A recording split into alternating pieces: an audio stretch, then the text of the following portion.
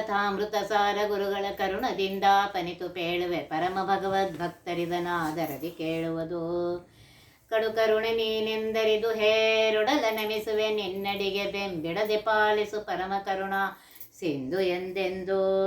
ನುಡು ನುಡುವೆ ಬರುತ್ತಿಪ್ಪ ವಿಘ್ನವ ತಡೆದು ಭಗವನ್ ನಾಮ ಕೀರ್ತನೆ ನುಡಿದು ನುಡಿಸೆನ್ನೆಂದ ಪ್ರತಿ ದಿವಸದಲ್ಲಿ ಮರೆಯದಲೇ. ಶ್ರೀಕೃಷ್ಣ ಬಾಲ್ಯನ ನೋಡ್ತಾ ಇದ್ವಿ. ಹರಿಯ ಕೊಳಲ ಧ್ವನಿಯ ಕೇಳಿ ಹರಿಯುತ್ತಿದ್ದ ಯಮುನಾ ದೇವಿ ಸುಳಿಗಳ ನೆವದಿ ನಿಂತು ಕೇಳುತ್ತಿದ್ದಳು. ಆ ಪರಮಾತ್ಮನ ಕೊಳಲ ಧ್ವನಿ ಎಷ್ಟು ಇಂಪಾಗಿತ್ತು, ಎಷ್ಟು ಚೆನ್ನಾಗಿತ್ತು ಅಂತಂದರೆ, ಮುಂದೆ ಹರಿತಾ ಇರುವ ಯಮುನಾ ದೇವಿ ಮುಂದೆ ಹರಿಯದೆ ಅಲ್ಲೇ ಸುತ್ತುತ್ತಾ ಇದ್ದಾಳಂತೆ, ಸುಳಿಗಳಂತೆ ಸುತ್ತಿ ಆ ಪರಮಾತ್ಮನ ಆ ಕೊಳಲ ಧ್ವನಿಯನ್ನು ಕೇಳ್ತಾ ಇದ್ದಾಳಂತೆ. ಕೌಸ್ತುಭಾದ ಬೆಳಕಿಗೆ ಸೂರ್ಯ ಉದಿಸಿದನೆಂದು ತಾವರೆಗಳು ಅರಳಿದವು ಚಕೋರನಲಿದವು. ಪರಮಾತ್ಮನ ಕೌಸ್ತುಭದ ಆ ಮಣಿಯ ಬೆಳಕಿಗೆ ಎಷ್ಟಿರ್ಬೇಕು ಲೆಕ್ಕ ಹಾಕಿ. ಸೂರ್ಯ ಉದಿಸಿದ ಅಂತ ತಿಳ್ಕೊಂಡು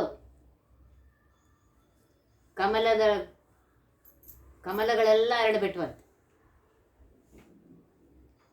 ಚಕೋರಗಳು ನಲಿತಾ ಇವೆ ಅಂತ. ಹರಿಯ ನಖದ ಬೆಳಕಿಗೆ ಬೆಳದಿಂಗಳು ಬಂದಿತೆಂದು ಭ್ರಮಿಸುತ್ತಿದ್ದವೇ ಚಂದ್ರಕಾಂತಿ ಪ್ರಭೆಗಳು. ಆ ಪರಮಾತ್ಮನ ಉಗುರಿನ ಬೆಳಕಿಗೆ ಬೆಳದಿಂಗಳೇ ಬಂತು ಅಂತ ಹೇಳಿ, ಅಂದರೆ ಹೆಂಗೆ ಕೃಷ್ಣನ ಚಿತ್ರವನ್ನು ನಮ್ಮ ಕಣ್ಣೆದಿರುತ್ತಾನೆ. ಆ ಪರಮಾತ್ಮನ ಉಗುರಿನ ಬೆಳಕೆ ಇಷ್ಟತ್ತಂತೆ, ಚಂದ್ರನ ಬೆಳಕೆ ಚಂದ್ರನೇ ಉದಿಸಿದ್ದಾನೇನೋ ಅವನ ಕಾಂತಿಯೇ ಬರ್ತಾ ಇದೆಯೇನು ಅಂತ ಹೇಳಿ ಚಂದ್ರನ ಕಾಂತಿಯ ಪ್ರಭೆಗಳೇ ಭ್ರಮೆಗೊಂಡುವಂತೆ. ಸಿರಿದೇವಿ ತಾನು ಒಂದು ಬಿದಿರು ರೂಪಿನಿಂದ ಬಂದು ಹರಿಯವದನ ಶ್ರುತಿಯ ಪಾನ ಮಾಡುತ್ತಿದ್ದಳು. ಮಹಾಲಕ್ಷ್ಮೀ ದೇವಿ ಆ ಊದುತ್ತಿರುವಂತಹ ಕೊಳಲಿನಲ್ಲಿ ಬಂದು, ಬಿದಿರಿನಿಂದ ಮಾಡಿದಂತಹ ಕೊಳಲಿನಲ್ಲಿ ಬಂದು ಒಂದು ರೂಪದಿಂದ ನಿಂತಿದ್ದಾಳಂತೆ. ನಿಂತು ಪರಮಾತ್ಮ ಆ ಕೊಳಲ ಧ್ವನಿಯನ್ನು ನೋಡಿ ಆ ಧ್ವನಿಯ ಪಾನ ಮಾಡ್ತಾ ಇದ್ದಾಳೆ. ಅವಳೆಷ್ಟು ಪುಣ್ಯ ಮಾಡಿದತ್ತು ನೋಡಿ. ಪರಮಾತ್ಮನ ಆ ಕೊಳಲಿನ ಧ್ವನಿಯ ಪಾನವನ್ನು ಮಾಡ್ತಾ ಇದ್ದಾಳೆ.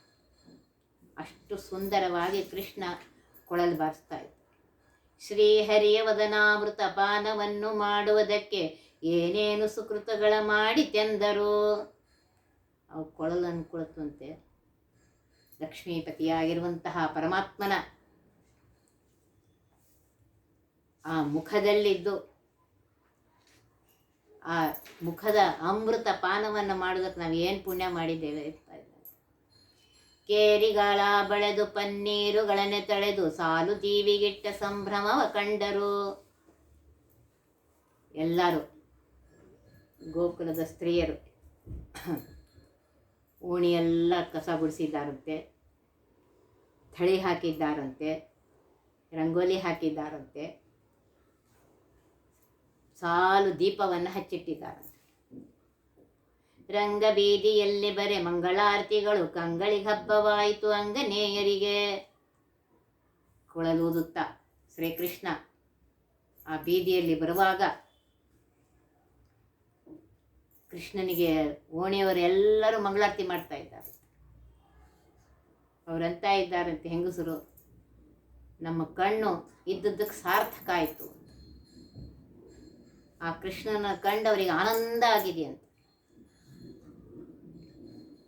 ರಂಗನ ಮುಖಾಂಬುಜವು ಕಂಗಳೆಂಬ ಭೃಂಗಗಳಿಂದ ಅಂಗನೇರು ಪಾನವು ಮಾಡಿ ಧನ್ಯರಾದರು. ಪರಮಾತ್ಮನ ಮುಖ ಕಮಲವನ್ನು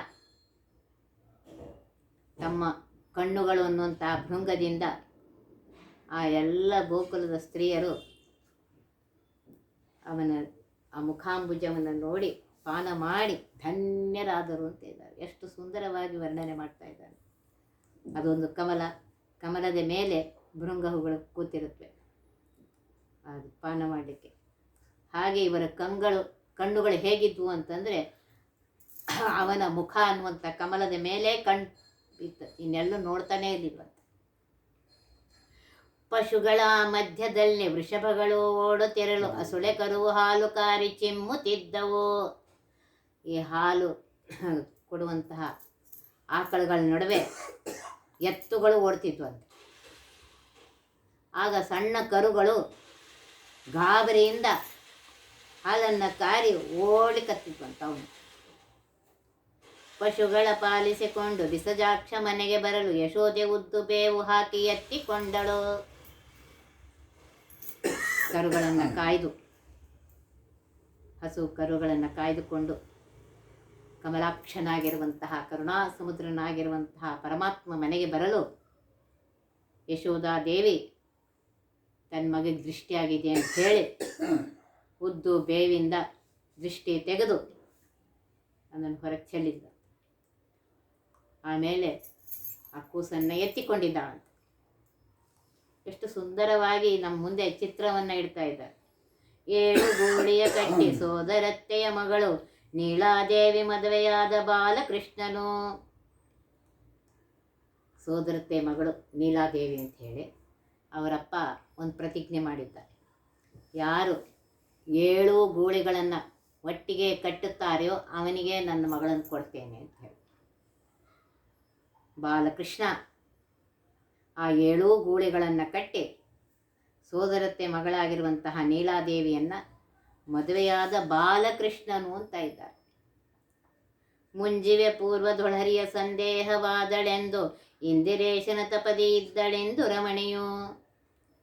ಮುಂಜಿವೆ ಪೂರ್ವದಲ್ಲಿಯೇ ತಪಸ್ಸು ಮಾಡಿದ್ದರಿಂದ ಅವಳು ಮದುವೆಯಾಗಿದ್ದಾಳೆ. ಅಂದರೆ ಪರಮಾತ್ಮನಿಗೆ ಬಾಲ್ಯಾವಸ್ಥೆ ಅವಸ್ಥೆ ಯಾವುದೂ ಇಲ್ಲ. ಎಲ್ಲ ಅವಸ್ಥೆಯಲ್ಲೂ ಪರಿಪೂರ್ಣನಾಗಿದ್ದಾನೆ ಪರಮಾತ್ಮ. ಹೇಮಂತ ಋತುವಿನಲ್ಲಿ ಕಾಂತೆಯಾರೆಲ್ಲರೂ ಕಾಂತಕೃಷ್ಣನ ಕಾಂತಿ ವಿನಯ ಮಾಡುತ್ತಿದ್ದರು. ಹೇಮಂತ ಋತು ಆವಾಗ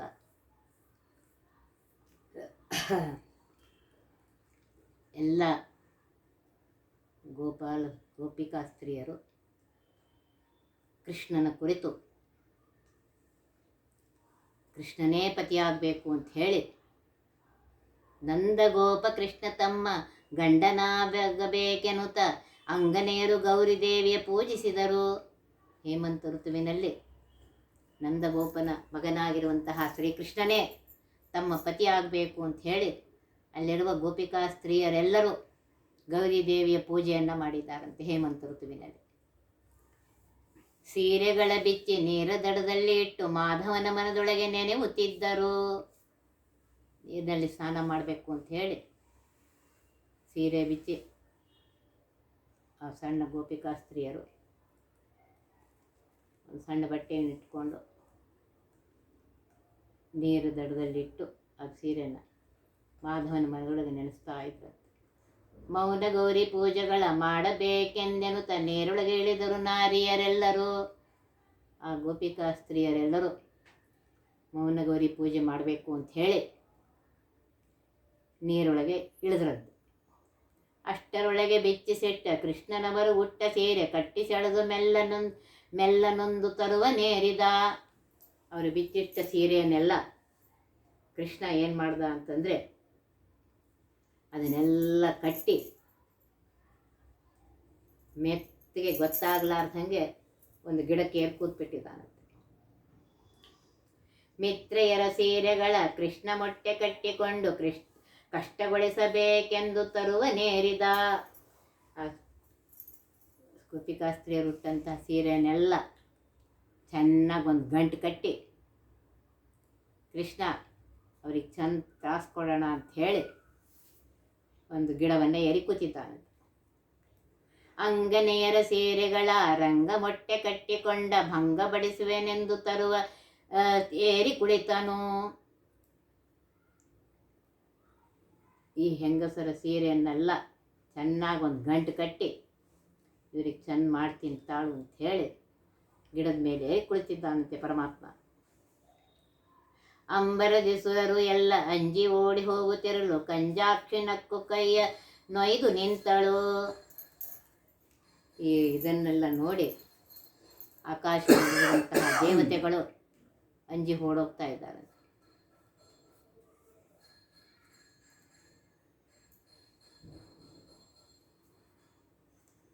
ಆವಾಗ ಕಂಜಾಕ್ಷಿ ಲಕ್ಷ್ಮೀದೇವಿ ಅಂತಾಳಂತೆ, ಅವನ ಕೈ ಹಿಡ್ಕೊಂಡು ಹೇಳ್ತಾಳಂತೆ, ಹೇಳ್ತಾಳಂತೆ, ಉಡುವ ಸೀರೆಗಳನ್ನೊಯ್ದು ತರುವನೇರಿಕೊಂಡರೆ ಒಡೆಯರಿಲ್ಲವೋ ಜಗಕ್ಕೆ ರಂಗನೆಂದು ಕೇಳಲು.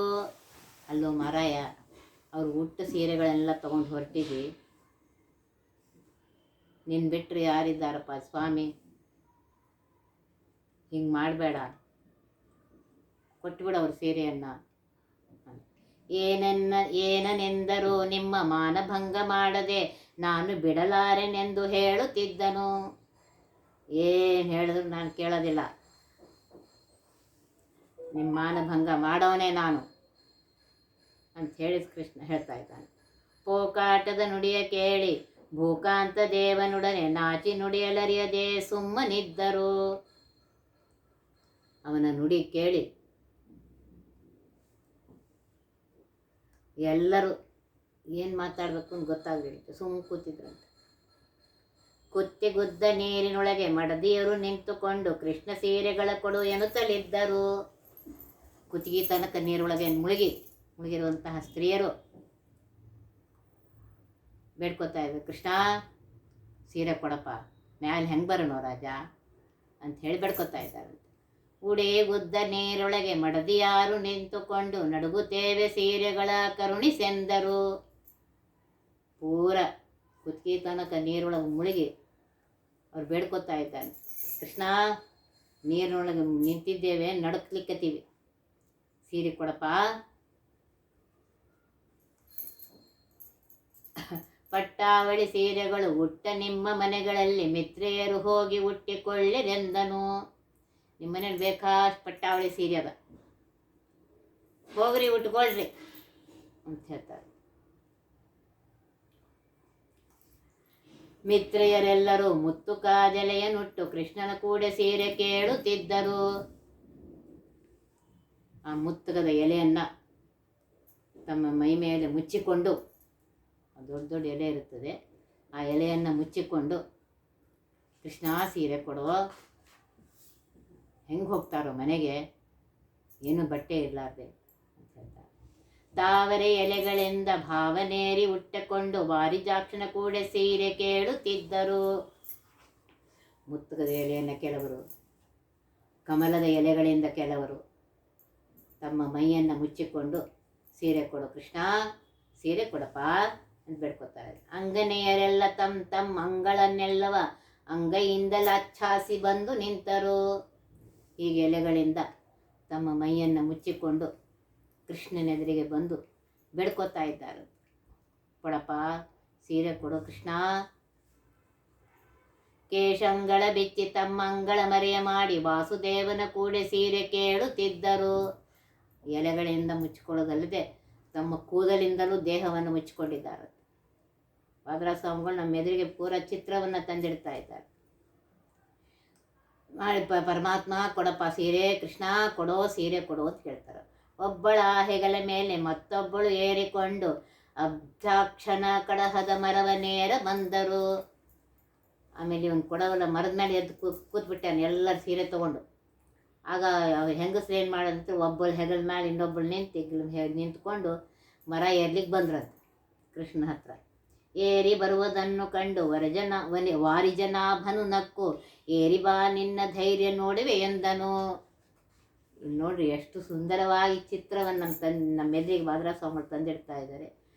ಅವರು ಒಬ್ಬರ ಮೇಲೆ ಒಬ್ಬರು ಹತ್ತಿ ಏರಿ ಬರುವುದನ್ನು ಕಂಡು ಕಮಲಾಕ್ಷನಾಗಿರುವಂತಹ ಕಮಲನಾಭನಾಗಿರುವಂತಹ ಪರಮಾತ್ಮ ನಕ್ ಹೇಳ್ತಾನಂತೆ, ಓಹೋಹೋ ಅಷ್ಟು ಧೈರ್ಯ ಇದೆಯಾ ನಿಮಗೆ, ಒಬ್ಬರ ಮೇಲೆ ಒಬ್ಬರು ಹತ್ತಿ ಬರ್ತಾ ಇದ್ದೀರಾ, ಬನ್ನಿ ನೋಡ್ತೀನಿ ಅಂತ. ಅರಸನ ಮಗನು ಎಂದು ಕ್ಷಮಿಸಿಕೊಂಡಿದ್ದೆವು, ಸರಸಿಜಾಕ್ಷನ ವೃಕ್ಷಕ್ಕೆ ಮೊಳಲ ನೆಟ್ಟರು. ಏನೋ ರಾಜನ ಮಗ ಅಂತ ತಿಳ್ಕೊಂಡು ಇಷ್ಟೊತ್ತು ಸುಮ್ಮನೆ ಕೂತಿದ್ದು, ಇನ್ನೇನು ಮಾಡೋದಿಲ್ಲ ಅಂಥೇಳಿ ಆ ಮೊಳಲಿರುತ್ತಲ್ಲ, ನೀರಿನ ಮೊಳಲನ್ನು ಎಸಿತಾ ಇದ್ದಾರೆ. ಹೆಂಗಳ ಭಂಗಪಡಿಸೋದು ರಂಗ ನಿನಗೆ ಉಚಿತವೇನೋ ನಂದಗೋಪನ ಮುಂದೆ ಹೇಳಿ ಕೊಲಿಸುವೆಂದರು. ಅಲ್ಲ ಕೃಷ್ಣ, ಹೆಂಗಸರನ್ನ ಹೀಗೆ ಮಾನ ಕೆಡಿಸೋದು ಒಳ್ಳೇದೇನಪ್ಪ, ಇದು ಸರಿಯೇನೋ ಮಾರಾಯ. ನೋಡು, ನಂದಗೋಪನ ಮುಂದೆ ಹೇಳಿ ನಿಂಗೆ ಚಂದ ಶಿಕ್ಷೆ ಕೊಡಿಸ್ತೀವಿ ಅಂತ. ಬತ್ತಲೆ ನೀರಿಗಿಳಿದ ತಪ್ಪು ಕಾಯಬೇಕೆನುತ ಎತ್ತಿ 2 ಕೈಗಳನ್ನು ಮುಗೀರೆಂದನು. ವಸ್ತ್ರವಿಲ್ಲದೆ ಹಾಗೇ ನೀರಿನಲ್ಲಿ ಇಳಿದಿದ್ರು. ವಸ್ತ್ರವನ್ನು ಹಾಕಿಕೊಂಡೇ ನೀರೊಳಗಿಳಿಬೇಕು ಹೆಂಗಸರು ಗಂಡಸರು ಎಲ್ಲರೂ ಹಾಗೆ ಇಳಿದಿದ್ರೆ ಆ ತಪ್ಪಿಗೆ ನೀವು 2 ಕೈಗಳನ್ನು ಮೇಲೆತ್ತಿ ಕೈ ಮುಗಿರಿ, ಆವಾಗ ನಾ ಕೊಡ್ತೇನೆ ಅಂತ. ಅಂಗನೆಯರೆಲ್ಲ ಕಾಳಿಂದಿಯ ದಡದಲ್ಲಿ ನಿಂತು 1 ಕೈ ಎತ್ತಿ ಕರವ ಮುಗಿಯುತ್ತಿದ್ದರು. ಅವ್ರ ಪಾಪ ಒಂದು ಕೈಯಿಂದ ಸೀರೆಯನ್ನು ಹಿಡಿದು ಎಲೆಯಿಂದ ದೇಹವನ್ನು ಮುಚ್ಚಿಕೊಂಡು ಇನ್ನೊಂದು ಕೈಯಿಂದ ಕೊಡಪಾ ಸೀರೆ ಅಂತಾರೆ. 1 ಕೈಯ ಮುಗಿದರೆ ಇಂದ್ರಾದಿಗಳೊಪ್ಪರು ಚಂದದಿಂದ 2 ಕೈಯ ಮುಗೀರೆಂದನು. ಈ ಮಾರಾಯ ಕೃಷ್ಣ ಹೇಳ್ತಾ ಇದ್ದಾನೆ, 1 ಕೈಯಿಂದ ಮುಗಿದ್ರದು ನಮಸ್ಕಾರ ಅಲ್ಲ, 2 ಕೈಯಿಂದ ಮುಗಿರಿ ಅಂತ ಹೇಳ್ತಾನೆ. ಕಮಲ ಮುಖಿಯರೆಲ್ಲರೂ ಯಮುನೆಯ ದಡದಲ್ಲಿ ನಿಂತು 2 ಕೈಗಳೆತ್ತಿ ಕರವ ಮುಗಿಯುತ್ತಿದ್ದರು. ಇನ್ನು ಸೀರೆ ಕೊಡೋದಿಲ್ಲ ಅಂತ ಹೇಳಿ ಆ ಗೋಪಿಕಾ ಸ್ತ್ರೀಯರು, ಕಮಲ ಮುಖಿಯರು ಅಂತ ಹೇಳ್ತಾರೆ, ಗೋಪಿಕಾ ಸ್ತ್ರೀಯರೆಲ್ಲರೂ ಯಮುನೆಯ ದಡದಲ್ಲಿ ನಿಂತು 2 ಕೈಗಳನ್ನೆತ್ತಿ ಅವನಿಗೆ ನಮಸ್ಕಾರ ಮಾಡಿ ಕೊಡಪಾ ಸೀರೆ ಅಂತ ಇದ್ದಾರೆ. ರಂಗನಂಗ ನೋಡಿ ನಗುತ್ತ ಒಂದೊಂದೇ ಸೀರೆಗಳನ್ನು ಅಂಗನೇರ ಮುಖವ ನೋಡಿ ಕೊಡುತ್ತಲಿದ್ದನು. ಕೃಷ್ಣನಿಗೆ ಗೊತ್ತು ಯಾರ ಸೀರೆ ಯಾರ್ದು ಅಂತ ಹೇಳಿ. ಅದಕ್ಕೆ ಅವ್ರ ಮುಖ ನೋಡಿ ಅವರವ್ರಿಗೆ ಸೀರೆ ಕೊಡ್ತಾ ಇದ್ದಾನೆ. ಪಟ್ಟೆ ಸೀರೆ ನಿಮ್ಮದೇ, ಪೈಟ್ನಿ ಸೀರೆ ನಿಮ್ಮದೇನು, ಪಪ್ಪಳಿ ಸೀರೆ ಇದ್ಯಾರದೇನುತ್ತ ಕೇಳಿದ. ಅಲ್ಲಿ ಎಂತೆಂಥ ಸೀರೆಗಳಿದ್ವು ಅಂತ ಮದ್ರಾಸಮ್ಮ ಹೇಳ್ತಾ ಇದ್ದಾರೆ. ಪಟ್ಟೆ ಸೀರೆ ಇತ್ತಂತೆ, ಒಳ್ಳೆ ಜರ್ತಾರಿ ಸೀರೆ, ಪೈಟ್ನಿ ಸೀರೆ ಇತ್ತಂತೆ, ಪಪ್ಪಳಿ ಸೀರೆ ಇತ್ತಂತೆ. ಅದನ್ನು ಇದೆಯಾ ಈ ಸೀರೆ ಯಾರ್ದು, ಈ ಸೀರೆ ಯಾರ್ದು ಅಂತ ಕೇಳ್ತಾನೆ. ಶಾಲಿ ಸೀರೆ ನಿಮ್ಮದೇ, ಸಣ್ಣ ಸೀರೆ ನಿಮ್ಮದೇ, ಗೋವುಗಳನ್ನು ಸೀರೆ ಯಾರದೆನು ತಲಿದ್ದನು. ಗೋಪಾಲಕನಾಗಿರುವಂತಹ ಬಾಲಕೃಷ್ಣ, ಈ ಶಾಲಿ ಸೀರೆ ನಿಮ್ಮದೇನೋ, ಈ ಸಣ್ಣ ಸೀರೆಯಲ್ಲಿ ಇದ್ಯಾರ್ದಿದ್ದು, ಇದು ನಿಮ್ದಾ ಅಂತ ಕೇಳಿದ್ನು. ಚಿತ್ರವನ್ನು ನಮ್ಮ ಕಣ್ಣೆದುರಿಗೆ ತಂದಿಡ್ತಾ ಇದ್ದಾರೆ. ದೇವಗಿರಿ ಪಟ್ಟೆಯ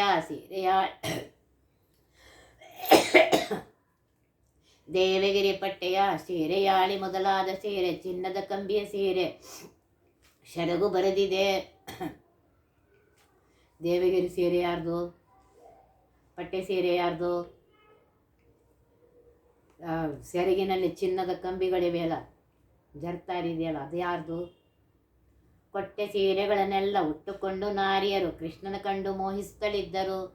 ಕೃಷ್ಣ ಅವರವ್ರ ಸೀರೆಯನ್ನು ಅವರಿಗೆ ಕೊಟ್ಟದ ಮೇಲೆ ಅವರೆಲ್ಲರೂ ಸೀರೆಯನ್ನು ಉಟ್ಟುಕೊಂಡು ಏನೋ ಕೃಷ್ಣ ಇದು ಅಂತ ಹೇಳ್ತಾ ಇದ್ದರು. ರಾತ್ರಿ ವೇಳ್ಯದಲ್ಲಿ ನಮ್ಮ ಪ್ರೀತಿ ಪಡಿಸದಿದ್ದರೆ ಮೋಹಿಸಿದ ಫಲವ ಸಿದ್ಧಿಯಾಗದೆಂದರು.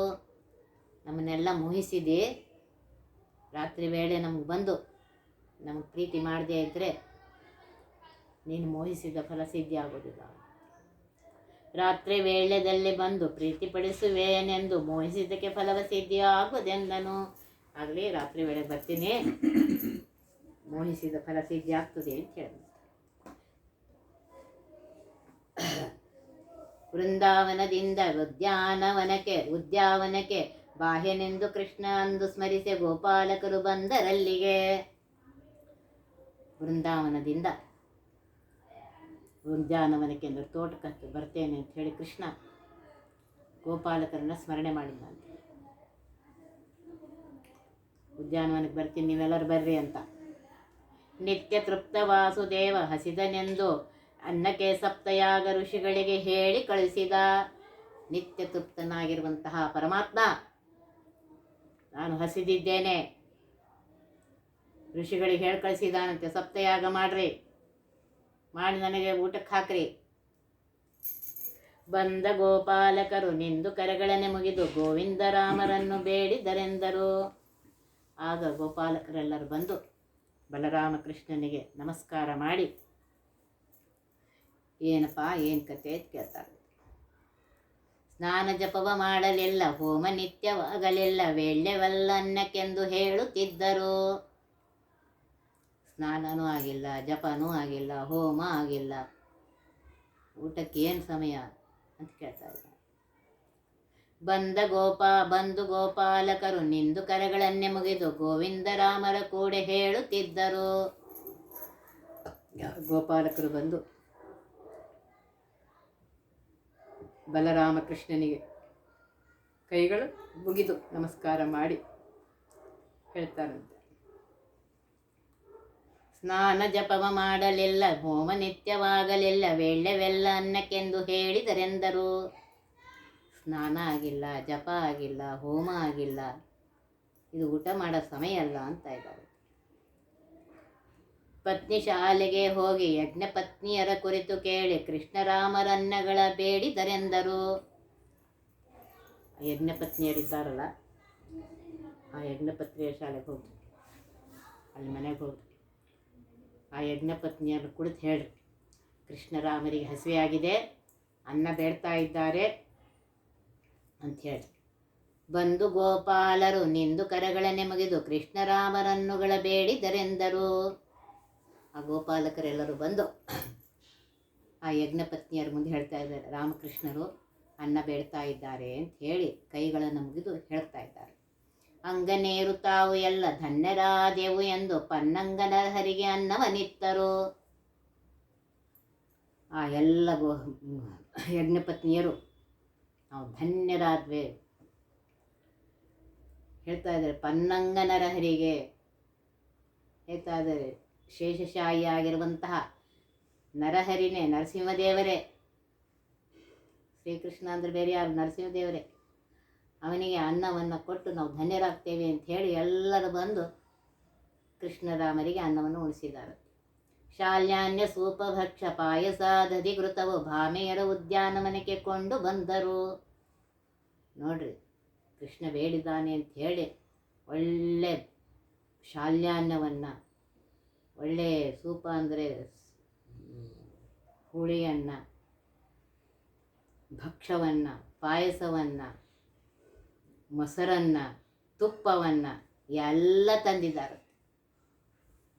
ಆ ಉದ್ಯಾನವನಕ್ಕೆ, ತೋಟಕ್ಕೆ ತಂದಿದ್ದಾರೆ. ಆಗ ಒಬ್ಬ ಮುನಿಯು ಬಂದು ಹೋಗಬೇಡವೆಂದು ತಡೆಯ ದೇಹ ನಿನ್ನದೆಂದ ಬಿಟ್ಟು ದೇವರ ಕಂಡಳು. ಆಗ ಒಬ್ಬ ಮುನಿ ಬಂದು ಹೋಗಬೇಡ ಅಂತ ಹೇಳಿ ಅವಳಿಗೆ ತಡೆದಿದ್ದಾನೆ. ಅವಳು ಆ ದೇಹವನ್ನು ಅಲ್ಲೇ ತ್ಯಾಗ ಮಾಡಿ ಸತ್ತೋದ್ಲು. ಶ್ರೀಕೃಷ್ಣ ಅನ್ನ ಬೇಡದಾಗ ಮತ್ತೆ ಕೊಡ್ಲಿಕ್ಕಾಗಲಿಲ್ಲ ಅಂತ ಹೇಳಿ ಪ್ರಾಣವನ್ನೇ ಬಿಟ್ಲ. ಹಾರ ಮುಕುಟ ಪೀತಾಂಬರಧಾರ ನೀಲವರ್ಣನ ಕೂಡೆ ಬಲರಾಮನಿರುತ್ತಿರಲು ಕಂಡಳು. ದೇಹವನ್ನು ಬಿಟ್ಟು ಬಂದಂತಹ ಆಕೆ ನೋಡ್ರಿ, ನೀಲವರ್ಣನಾಗಿರುವಂತಹ ಪರಮಾತ್ಮ ಶ್ರೀಕೃಷ್ಣ ಹಾರವನ್ನು ಹಾಕ್ಕೊಂಡಿದ್ದಾನೆ, ಪೀತಾಂಬರವನ್ನು ಉಟ್ಟುಕೊಂಡಿದ್ದಾನೆ, ತಲೆಗೆ ಕಿರೀಟವನ್ನು ಧರಿಸಿದ್ದಾನೆ, ಅವನ ಜೊತೆಗೆ ಬಲರಾಮನಿದ್ದಾನೆ. ಅದನ್ನೆಲ್ಲ ನೋಡಿದಾಳಂತವಳು. ತಂದ ಷಡ್ರಸನ್ನವ ಗೋವಿಂದ ಗರ್ಪಿಸಿ ಸುಂದರಿಯರೆಲ್ಲ ಮುಕ್ತಿಗೆ ಸಂದರೆಲ್ಲ ಮುಕ್ತಿಗೆ ಸತಿಯರೆಲ್ಲರೂ. ನೋಡ್ರಿ, ಷಡ್ರಸ ಎಲ್ಲ ಥರದ ಭಕ್ಷ್ಯಗಳನ್ನು ತಂದು ಪರಮಾತ್ಮನಿಗೆ, ಶ್ರೀಕೃಷ್ಣನಿಗೆ ಅರ್ಪಿಸಿ ಆ ಎಲ್ಲ ಗೋಪಿಕಾ ಸ್ತ್ರೀಯರಿಗೂ ಮುಕ್ತಿ ಆಯಿತು ಅಂತ ಇದ್ದಾರೆ.